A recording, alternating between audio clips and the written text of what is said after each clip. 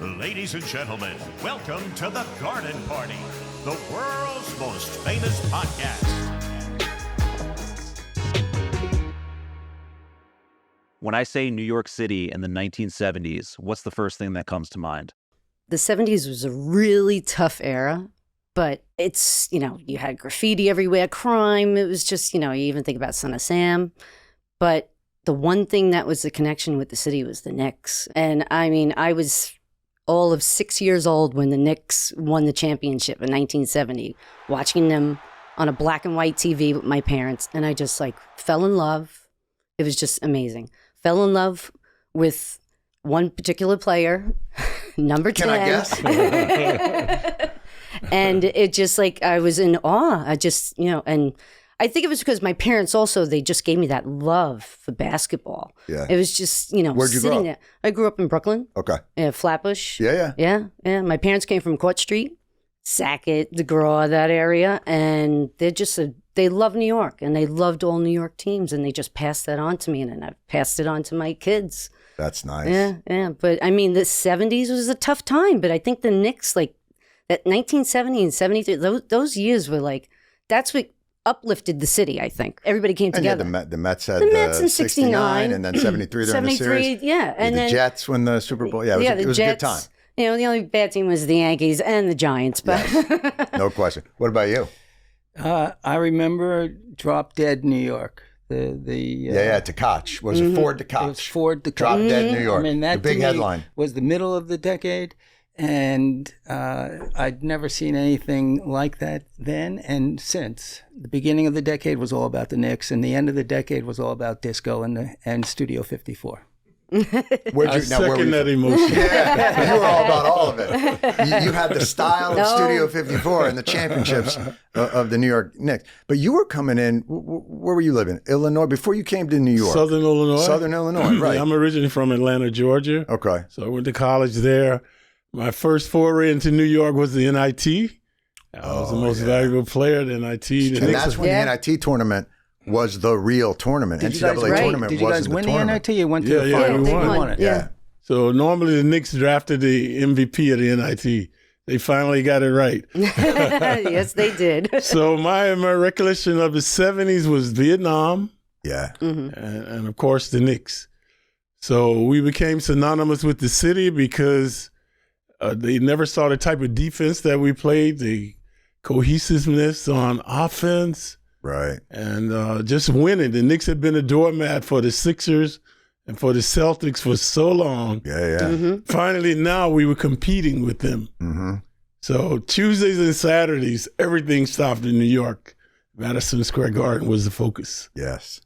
No, it was the Mecca. I'm similar to you. I was born in 62. So getting hooked on the New York sports teams, it was my sweet spot, 6 years old, about 10 years old. I'll tell you. So here's my first real Knicks game memory, and I know you'll remember this game, against Celtics. A gentleman by the name of John Havlicek was hurt. And the first half, Celtics were running you guys around. And then in the second half, you guys came alive and you sent a game into overtime. And then you sent the game into double overtime. And this was April 1973. It's you against JoJo White. It was Cowens against, and it was the series before you guys went against, I think it was the Lakers that you beat them in 5. In 73. Right? That was 73. 73. And so that was the first game I can remember attending in person, maybe one row away from the ceiling. But watching this incredible double overtime victory that didn't send you guys into the finals, but it helped send you guys into the finals. I think that was a 7-game series against the Celtics that year. It was 4-3. Ironically, that game was the last time a Knicks player has played in a regular game, regulation game in 2 overtimes. Is that true? Wow. Yeah. The last time that and you didn't sit the whole right. Wow. Wait, talking about 2 overtimes, I think my first Knicks game that I went to was against the first game one against the Baltimore Bullets, 1970. My dad took me to my very first Knicks game. that game went double overtime, I believe. Game 1. Is that the West Sunset Bullets? Is that That's Earl of Pearl, West Sunset. Yeah, Gus before Pearl came over to the Knicks. Gus Johnson, and I have to tell you something. Earl of Pearl had shots at the end of the game, at the end of the first regulation, the last shot, and he missed it, which was amazing. And I was so overwhelmed that you guys won game 1 in double overtime, if I'm recalling correctly. It was my first time I went to a Knicks game. I scalped a ticket for every postseason game right on through the Lakers series after that. Well, you went to every game? Every home game. Oh, okay. wow. I was. That's awesome. I lived in White Plains, New York. I'd take the train in, and I was 16, and thank goodness to my dad, he took me to that one game, and after that, I was a huge Knicks fan. My best Knicks moment was Game 5, sitting up in the Blues, scalped a ticket, and I swear I thought my life was in danger. In the third quarter, in the middle of the fourth quarter, when you guys tied it up, I swear this place was shaking. I thought seats were going to be pulled out and thrown down from the Blues. It was scary. Knicks captain Willis Reed won NBA MVP in 1970, and New York reached the finals against the Lakers. With the series tied 2-2, Reed tore a muscle in his leg in the second quarter of Game 5. The Garden crowd was stunned. Wilt Chamberlain looked unstoppable. New York's first championship seemed to be slipping away until the Knicks mounted a legendary comeback.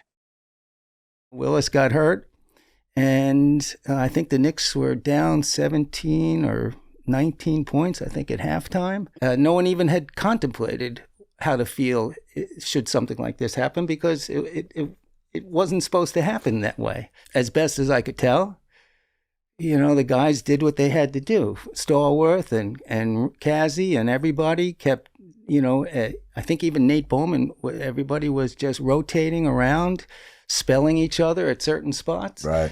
And Bradley got hot. Every shot started to drop, and they were closing in by the end of the third period. And somewhere in the fourth quarter, they tied it up. I think Bradley from the corner, it was the loudest roar that I've ever heard. Even totally different than Game 7. My memory of Game 5, I was 23. Oh, my God. Willis goes down. Yeah. And we were like, uh-oh, it didn't look good. So obviously he didn't return to the game. So at halftime, Bill Bradley suggested to Red Holzman, let's run a 3-2 offense, which is more like a college offense. Right. 3 guys out front, 2 under. And that's what we did. And it baffled and befuddled the Lakers. Chamberlain, remember Stallworth going around him? Mm-hmm. Yeah, I do remember that, yeah. And you were not a big team. Right. But that's what mitigated their height, because we spread out the court. Oh, okay. So they couldn't post up, and we had the mismatches. Right. Mm-hmm. Like it was that small lineup. Yeah, Stalls was too elusive for Chamberlain. Right. Cassie. Chamberlain was reluctant to come out. Cassie would get his shot off. Right. And that's what propelled us during that game. And that's Red Holzman. If you have bona fide ideas, he's very receptive. Right. But when you're losing, his way or the highway. Right. Yeah, he doesn't hear anything. No, get over here. No changes, none of this. But when you're winning, he's very receptive. And I never expected any kind of result in Game 6 after what happened in Game 5 as a fan. Yeah, Chamberlain pulverized us. I think he had like 38 and 20-something rebounds. Right. Mm-hmm. So it was doom and gloom coming back to New York, that's for sure. Because we weren't sure whether Willis would play again or not. So. Right. Who knew? I mean, that was all we talked about around the streets of New York as we were approaching the game. Is Willis playing? Is Willis playing? Yeah. Is Willis playing? Is Willis playing? And I've heard interviews by you guys that you didn't even know. And yeah, we didn't know. You didn't know there were no cell phones. Remember? Right. So better times. Yeah, and I didn't find out until recently that Willis had been there all day in the training room since about 8 o'clock that morning getting treatment. Right. That's the type of player he was, man. He was dedicated to, he had said, man, if I can walk, I'm going to come out there, you know. But that was a Clyde game for the ages, too. Oh. Like that's the thing that's lost a little bit in the dramatic emergence of Willis is you dominated that game like nobody could imagine, like in terms of scoring, assists, like rebound. Like that was one of maybe the most complete games in a playoff series I think anybody had seen. Right, I think it still stands today. Yeah, crazy. They voted it the greatest seventh game of any player. But ironically, you know, like when in the playoffs, if we were playing the Pearl, when everybody goes out, Holzman would pull me over and say, Clyde, forget about offense tonight. Just focus on defense and Earl. Right. So for this game, when everybody left, he said, Clyde, hit the open man. Right. But as the game progressed, I was the open man. Right. Every time I came over screen, I was open and different things. I was still in the ball. But if Willis didn't do what he did, I would not have had that game. Really? Right. That inspired you? He was that inspirational. I can recall like yesterday his coming on the court and three of the greatest players ever, Chamberlain, Baylor, you know, and West, they just stopped doing what they were doing to stare at Willis.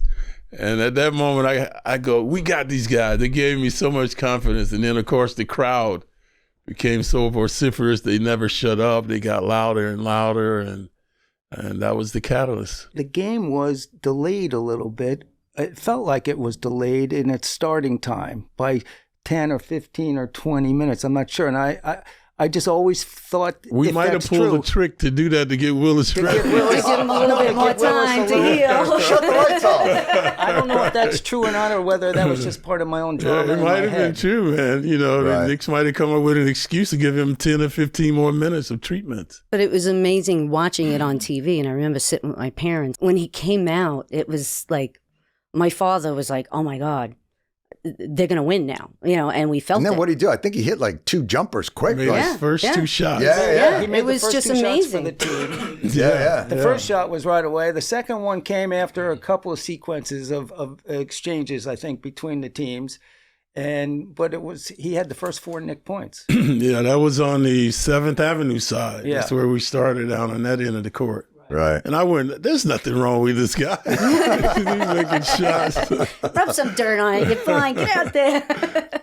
Game 7, I scalped a great seat. I was down in not like 7th row or 6th row behind the court, and I was so used to sitting way up high. And somehow I said I was going for it. I worked in a gas station, so that's where I made money. Right. In those days in White Plains, New York, and I just spent it all. And the anticipation, and as Walt says, everybody was at a moment of timelessness as soon as Willis came through that tunnel. Mm-hmm. Not only just the Lakers, but I think even some of the Knicks players, you had your own epiphany of understanding that maybe the moment was yours, but certainly from the crowd, it was before there was a huge roar. There was everybody was searching for their breath. Mm-hmm. It was a moment of complete silence to an amazing loudness, and the Messiah had arrived, and well, because he gave us hope.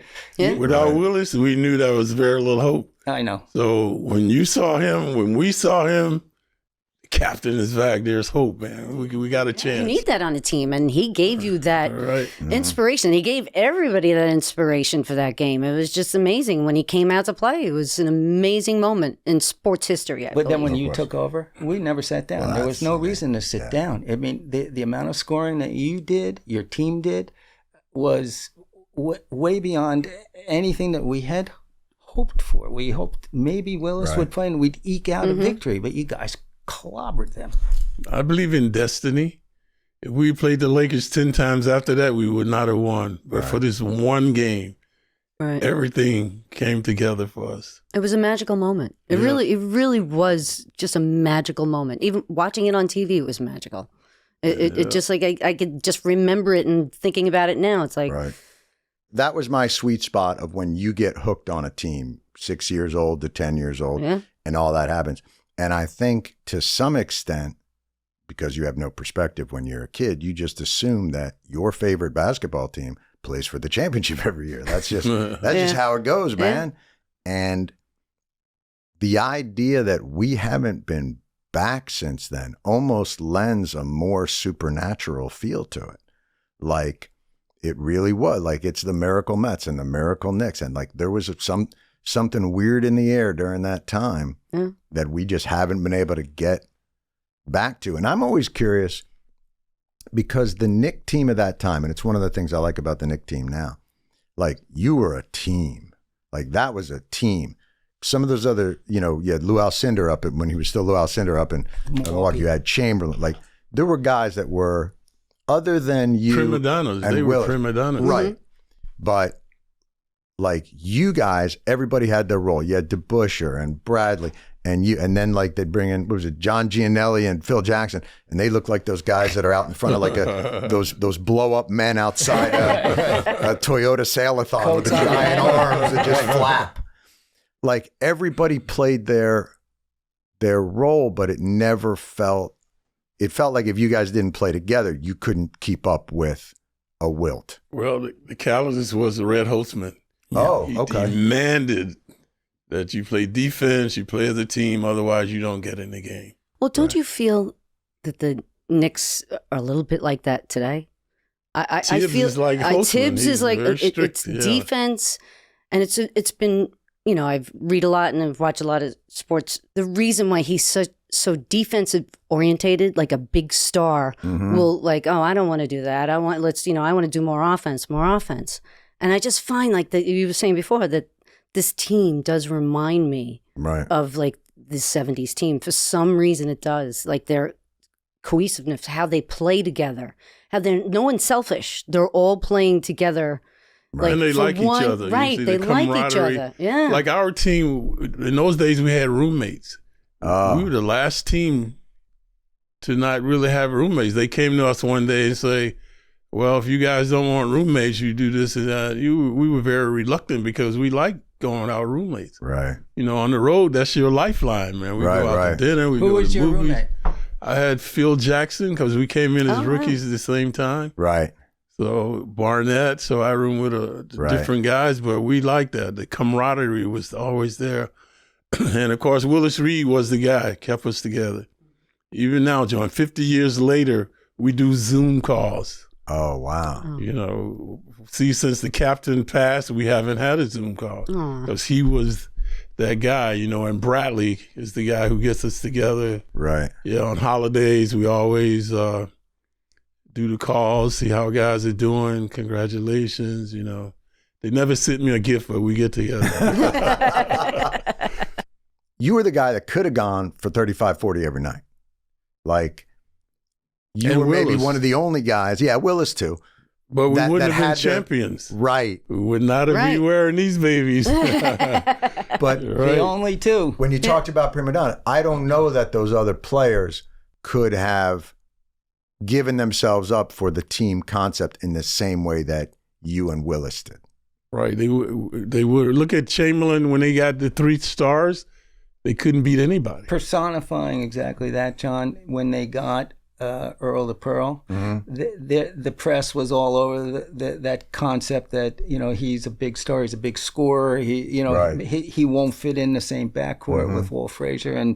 And as best as I could see, that Earl knew how to take I don't want to say a backseat, but just kind of work into the system and bring his game down from being a scorer to being part of. He was a flashy player. He had the moves that were flashy. But he wanted to be part of a special unit, a team, and he was. Seeing it work because of the mutual respect that we have for each other as opponents. Mm-hmm. Like my friends used to say, man, what do you say to Earl? I said, man, I don't say nothing. They go, come on, man, you all over the guy like that? I go, sometimes I saw Earl a good shot. Sometimes he'll say, Clyde, great defense. So when he came to the team, there was nothing there but mutual respect. Right. But it was Earl who made the sacrifice. He came and said, this is Clyde's team. I've got to fit in.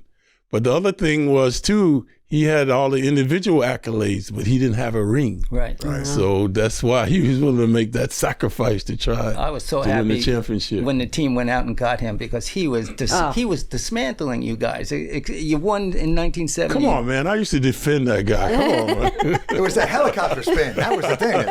I'd get dizzy watching him. He was carrying the ball, John. He was carrying the ball. He always carried it. And then when he came to the Knicks, I taught him how to no carry. This is how you dribble. Was there one guy that was the toughest guy to defend in that 5 years? In that era, Earl was one because he didn't know what he was going to do. His whole game was improvisation. Then you had West and Robertson, Tiny Archibald, a guy named Dave Bing, who people never talk about. Absolutely. This guy was phenomenal. He was. So every night out, Pete Maravich, Lou Hudson, Joe, I could go down the line. Right. And these are the guys I have to try to contain every night. But you did it. Yeah, right. So my thing was, being a good defender, you can't have an ego. Right. If I'm all over Earl and I did all I could do, I don't get mad at myself. Because I'm saying to myself, I only got to stop him once. Essentially, so like you saying, all the points he had, but there's a point in that game when Clyde knocks it away from him at a key time, and we go down and score and do something. But your feeling in the league, do you find that a lot of teams just always are looking for the offense instead of concentrating on the defense more? I mean, I think defense is the most important part of the game. But it's also the hardest part of the game, right? And it's sacrificing, like you said, how you sacrifice. Like, I stopped them once, that's helping my team. It's about the team, and that's what you did a lot. And I find I see a lot of that in the comparison of the 70 and 73 Knicks to today's team. I don't want to get ahead, but I see a lot of comparison of the two teams. Yeah, no, it's definitely there. When you see them talking, management talks about the character of the players. And the players talk about the same thing. But Tibbs is the catalyst. It always starts with the coach, and it filters down to the players. After winning the 1970 title, the Knicks added 2 more future Hall of Famers with trades for Earl Monroe and Jerry Lewis in 1971. They lost a rematch with the Lakers in the 1972 finals to set up an epic rubber match in 1973. The 73 team was different from 70 because we were more talented. We had Earl the Pearl. We had Jerry Lucas. Yeah. So he was an Ohio State kid, right? He was phenomenal phenom in high school. He had that wild step back. He had that shoot crazy. From the outside like no big man. All of his shots would have been threes today. Yeah. And a tremendous rebounder. Yeah. Luke could really rebound. Right. And Earl's first year, he was hampered by injuries. Remember, we played the Lakers and Goodrich. He couldn't do anything with Goodrich because of his mobility. So then the next year he came back, he got a measure of revenge. Right. Yep.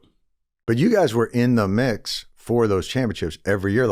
I give the front office credit for not standing pat and getting you guys Lucas and getting Pearl and doing those things that elevated you guys into that 73 championship. Yeah, Eddie Donovan. He and Holzman had a good rapport. Remember Holzman was the scout before he became the coach. Dick McGuire was the coach when I came in. Right.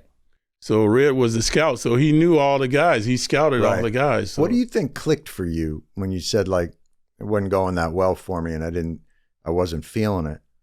What was the change that clicked for you? Holzman. We should take the bus to Philadelphia. He driving and we stop at on the way to get food. So after the game in Philly, Holzman said, "Hey, Clyde, I want to talk to you." And I go, "Oh, shit, I got to sit by him for 1 hour, 2 hours on the bus." So he goes, "What's your problem?" I go, "What do you mean, Red?" He said, "I saw you play in college. I know you can do better than you're doing on the court now." I said, "I don't know. I'm nervous." And he said, "Hey, I believe in you." He said, "I'm going to play you more. Your defense is good. So just go out and play your game and stop thinking and just react." So just from that little conversation gave me confidence that the coach really believed in me. Oh, wow. Turned my game around. That's amazing. So that shows you everything is mental. It starts right there. Right. Confidence, believing and achieving. That's where it's at. Right. And do you find he probably was very, knew that about you and knew about that as plays and wanted to bring out the best in what your personality was, right? Did you find that did he get to know the players really, really well? On one-on-one, did he have meetings with? Yeah, he'd call you into his office and talk to you. And so he was very in-depth. He knew the background of all the guys. Like, say, being the scout, he'd read so much on their personalities, how they played. So he was very aware of that. Right. You got 12 different personalities. You have to be like a psychiatrist. Right. Like he would yell at me because I was impervious to his yelling. Right. You can't yell at Bradley. Bradley played worse, so he's got to pat Bradley on the back. He's got to talk to him. Right. So he knew how to manipulate How'd you each develop guy. that thick skin, though? You know, especially for somebody who had the success you had in college. Like, it's not like you didn't come out of college as a superstar. Like, where did you develop the thick skin to be Well, able it started, to accept I'm that the kind of- oldest of 9 kids. Oh, boy. I have 7 sisters. Oh, boy. Boy. That'll give you a thick skin. All right. That'll toughen you. And patience. All right. No, but then when I go get into sports, I'm the captain Right. of the football team. So I'm an extension of the coach. When things are going awry, Frazier, you got to do this. Frazier. So I was always that guy that they depended on. So that's why I had the poker face. Inside, I'm percolating like everybody else, but outwardly, I got to look like I'm cool and calm.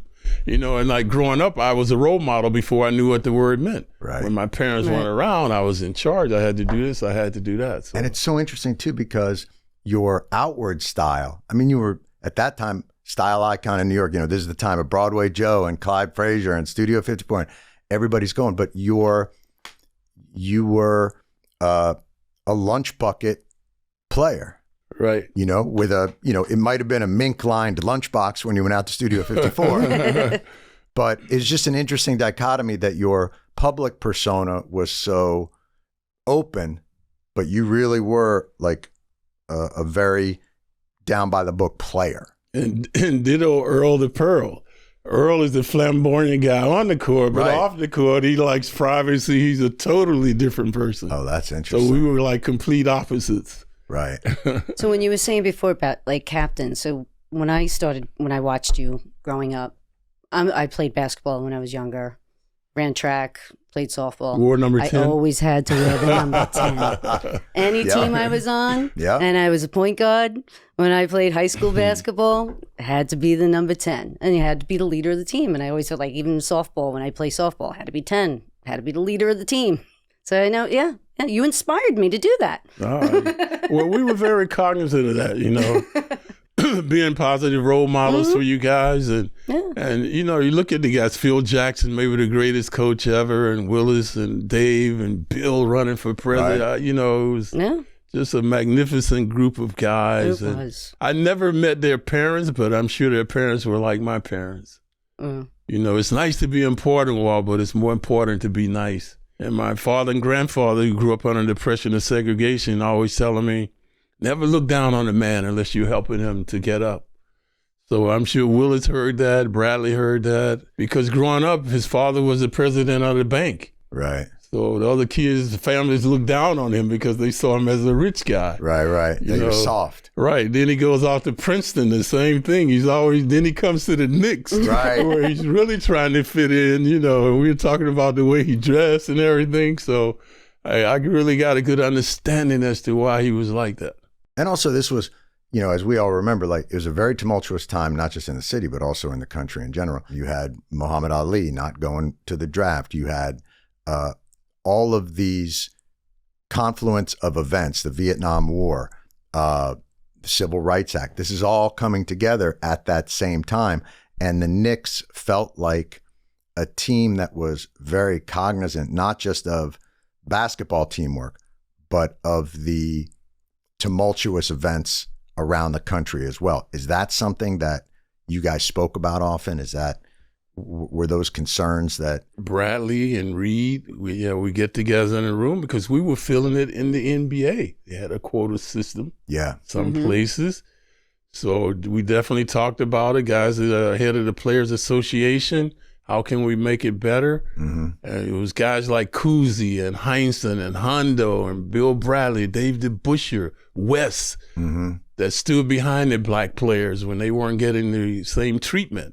Like when they used to go south, they had to stay in different hotels, the black players. still in the 60s? In the 70s, even Well, in like yeah, but West and them, they wouldn't play. They wouldn't play the game. wow. If the guys couldn't stay in the hotels, we were not playing.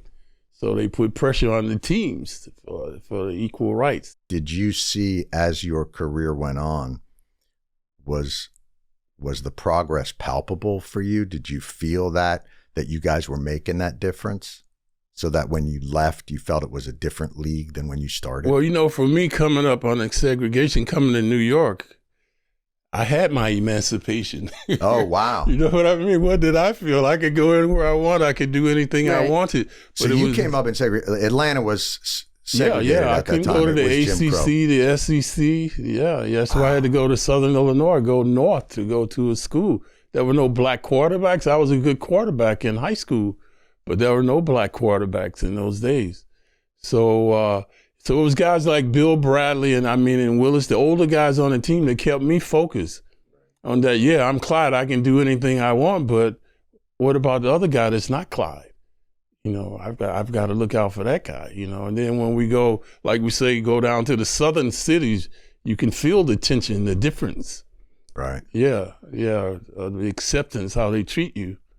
So we have to improve that for everybody, you know, not only guys in the NBA, but the average black man, a person. So. Right. I think sports always has been about trying to change like society. If you think about like making a big impact in social change, acceptance, it's still happening today. Sure. I always think that's a big factor with sports, that always trying to push the rest of society further. Right. Did you face pressures, outside pressures on your team or on the players for any outward notice of these kinds of social issues and things like that? Was it difficult to pay attention to them and speak out? No, we weren't on that level. We were like hockey. We were the lower guys on the totem pole. Oh, that's interesting. Remember, baseball was number one in those days. Right. And then it was football, then basketball. Remember the finals was tape delayed for you guys. Right. Yeah. We had no major sponsors, and you know, they said the game was too black, and the guys were all into drugs. So it was, like you said, tumultuous time, not only for the country, but the NBA as well. Right. So the Knicks carried them in the 70s, you know, the Knicks and the Lakers. We were the catalyst for that. Yeah. You know, then Dr. J came along, and then they started to escalate from there when they got Jordan and those players. But we were never on that echelon where Michael and LeBron are now. Right. Kobe, those guys that have that type of impact. You know, maybe Chamberlain a little bit, Russell, but those were maybe the only. Oscar Robertson. Right. Very instrumental in getting changes in the NBA as well. Right. But I think you and the Knicks team and the early 70s teams are the catalysts for making basketball what it is today, like making it a bigger fan sport. Those big rivalries too. I mean, Knicks Celtics, Knicks Lakers. Right. It was perfect. It was perfect for the league. Those rivalries were, and people forget, you know, even in the late 70s, Knicks still had, you know, superstar, you know, we think of it as like the golden age, 69, 70, 71, 72, 73. By 78, 79, it was like, they still had McAdoo and Spencer Haywood and those guys. Like they had some superstars, but they didn't have the team. No team. Individual They had excellence. McAdoo could score. Right. Haywood could, you know. McAdoo was the Durant before Durant. Yes. Did you feel the end of that era, that dynasty? Like, could you tell that the moment was passing when it passed? You know, that by 75, like, did it feel like a different era for the Knicks? It was twofold. I felt it not only with the team, but myself as well. Really? Yeah, my talents were starting to erode a little bit as well. So and you'd been in the league, what, 8 years, 9 years? Right. So then the rumors about being traded and different things started to happen. Right. The team wasn't as good. We had the individual guys, but not the team concept going on. So where was your apartment in those days?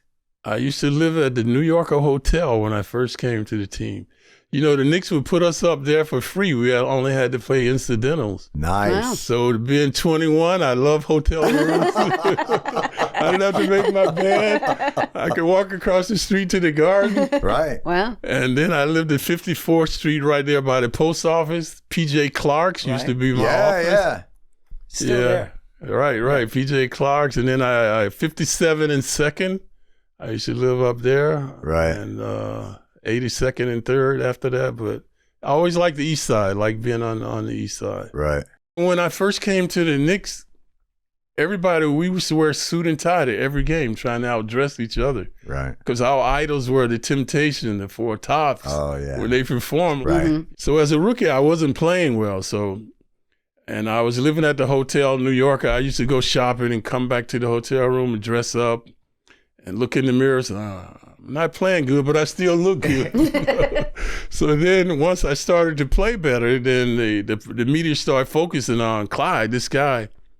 So one day I was in Baltimore and I was looking at a hat store. So I see this Borsalina hat with the wide brim. Yeah, the classic Clyde. Classic Right, Clyde but outfit. when I wore it in those days, it was like today, they were wearing the narrow brim.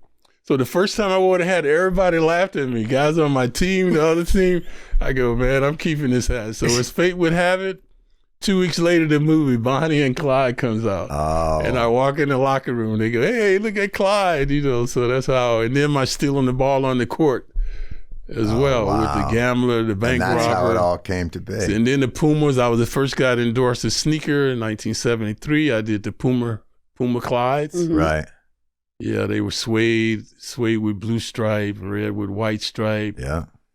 So it was sort of an evolution like that, the Clyde developing, how cool I was. The persona, Game right. 7, having that Yeah, particular yeah. game. So Well, you're still cool because I look Never forward to ended, I man. It never ended. When I put this, when I It's cooler. watch every game, and I look and I'm like, look what Clyde's wearing tonight, and I have tell my husband and my daughter's like, wow, that's a pretty cool outfit. We love seeing your outfits. you know how that developed? No. Growing up in the South, whenever you went anywhere, especially downtown, Mhm. you had to have your best manners and your best clothes. Wow. My parents tell them you're not only representing the Frazier family, but black people as well. So whenever you stepped out, that's how you had to be dressed. And you get on the bus, we always stood up and gave the women our seats. Mm-hmm. Yeah. So that was how being a positive role model, representing the family, Right. knowing people coming behind you, being the first to go to college, being the first to do all of these different things Right. was a lot of pressure. So I come to New York now when I'm faced with drugs and alcohol. I'm like, the first thing I'm thinking, man, what would my mother think if I do this? You know what I mean? So I always, Right. the village, we had to grow up with that village. So I always hear the village talking to me all the time. Right. What did they think when they see you in New York or they'd come up and visit you? Were they concerned for you and the temptations that obviously come with the fame that you had and the success that you had? Yeah, good question. When I was coming up, I drove up. And Drove up to the city from Atlanta, Oh, wow. So everybody's there. They're so concerned, man. Yeah. My mothers don't talk to nobody. Don't do this, don't do that. They were, because they see all this stuff with New York. I mean, Sure. we never locked our doors. And, Oh, wow. You're locking everything, everything. so they were petrified with me coming to New York. So it's funny, my mom came to New York and, I was living on an upper floor. And after a couple of days, she goes, why does everybody here drive a yellow car? She said. I go, Mom, those are taxis. So obviously, when my sisters came, they loved it. But I didn't like New York when I first came. Really? Coming from the South, I thought that people, the hustle and bustle, Right. I wasn't accustomed. When we played in college, we sat in our room until the coach called us to come to lunch, come to dinner. So that's what I was used to. And when you come to the pros, nobody's calling you. Right. You got to do your own thing. So a lot of times I would just sit in the room, wouldn't go out. And then when I did go out, I come in, I see people on the sidewalk. I don't know if they're dead or not, and everybody's walking over them or around them. Wow. I was like, man, then I had my car, new car. I get out in the parking lot and I'm walking. I hear the tires squealing.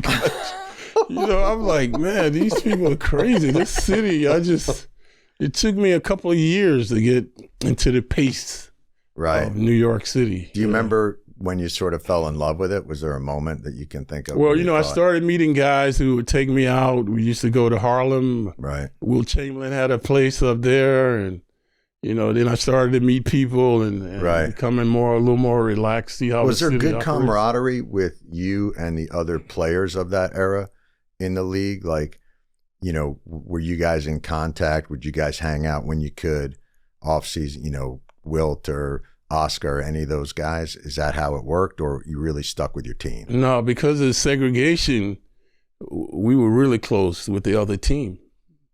Right. So after the game, we were in the same place. Like I say, when we play Oscar Robertson and Kareem, they're at Wilt's place, and we were there. Right. But we used to laugh at them. They had curfews. Holzman never gave us a curfew. Wow, he trusted you guys. Trusted you as a man. In New York. In New York. If he's on the third floor, he puts you on the 23rd floor. He doesn't want to know what you're doing. So we were laughing at them. They had a 12 o'clock curfew. They had to go home. Right. So everybody was laughing, and I'm saying to myself, if Oscar Robertson's going home, I'm going home. Right. I'm not staying out here.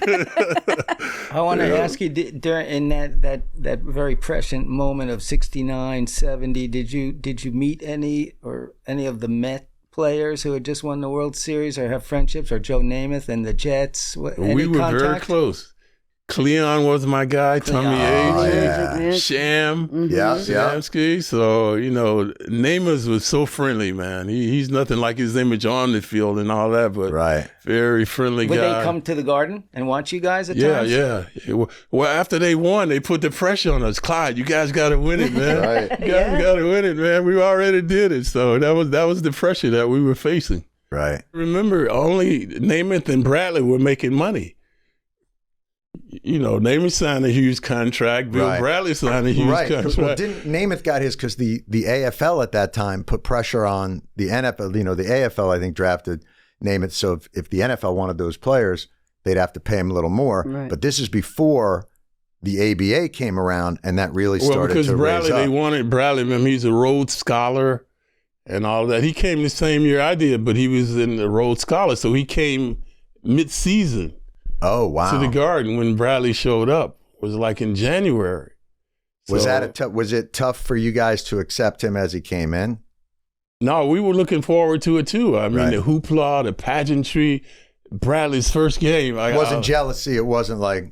No, this guy could help us, So the first game, the locker room, we couldn't even get in the locker room. There was so much media and press around. Really? Yeah.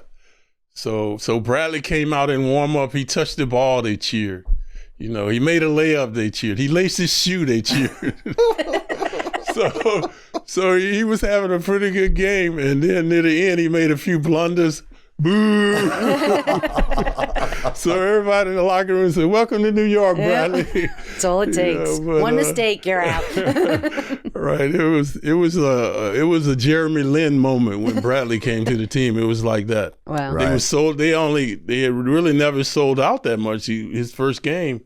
So we should have double headers in order to attract crowds.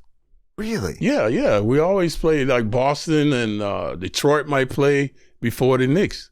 And prior to that, when I came, they used to have the Globetrotters used to play just to try to get the fans into the games. Yeah, it was always a doubleheader. The college game was ruling then. St. John's and Iona. Right, City that was College. a big game, yeah. Right.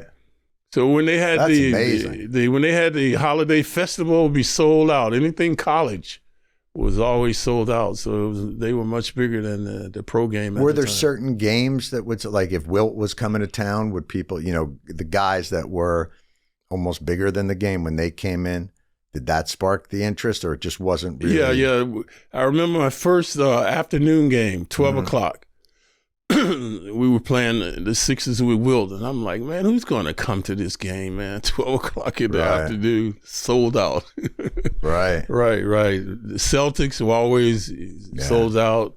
Arch rival, of course, when Chamberlain and West, Elgin Baylor. Even a coach rivalry. I mean, Auerbach was it was Holtzman and Auerbach for a long time, were like the twin. They hated each other. Did they for real? They really hated each other? Yeah, because of the jealousy with the winning. You know? So they were, Could you tell Phil Jackson had an eye for the mechanics of the game, for coaching the game when he was a player? Or is that something that developed? He developed later. Remember, he had a bad back. He sit out that 1 year. Right. That's when he developed, because he was like a assisting red.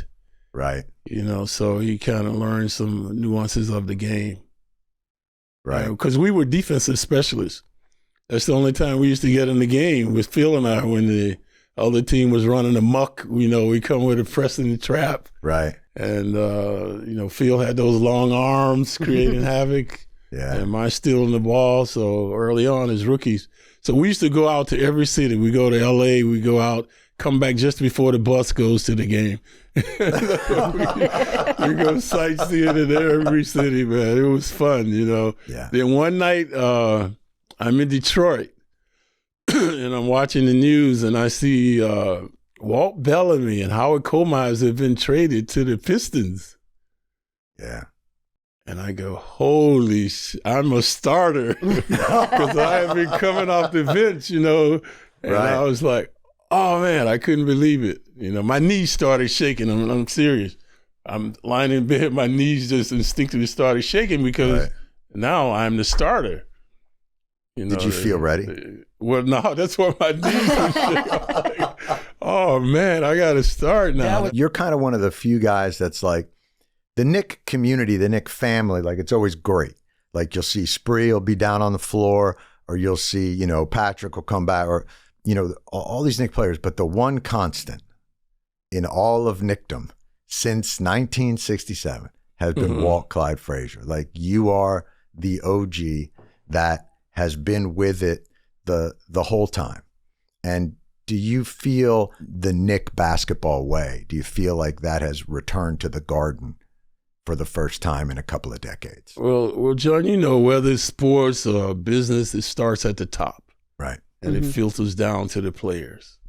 So right now, management seem to have a handle on what's going on. They're not trading guys too soon, picking up guys too late. Right. They're taking their time, and I think we're in a good spot now. It's reminding me of the 70s with Eddie Donovan and Red, what they were doing and bringing in different players, making all the right moves. So we mentioned Tibbs is similar to Red Holzman, defensive-oriented, very strict player, coach.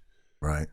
So the players are starting. So you're saying one like really talented shooter, scorer, defender, maybe away from being a championship team, maybe a number 10 type player. I'm just saying that you look like you're in pretty good shape, and it seems like you could get a 10-day contract. I don't know if you know this, but we have your uniform here.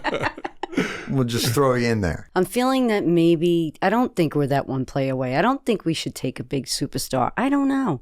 This team, Well, I don't want to jinx it. them right now. Right. I don't want to jinx it. Yeah. But you said it earlier. It's that next man up mentality. Right.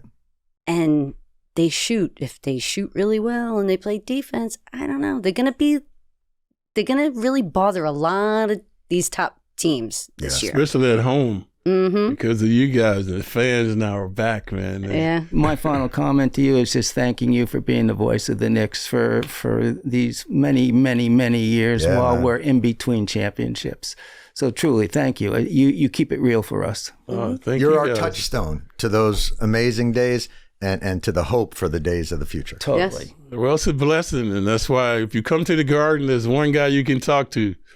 It'll be Clyde. Styling and profiling. Yeah. Perfect. I'm with John on this one.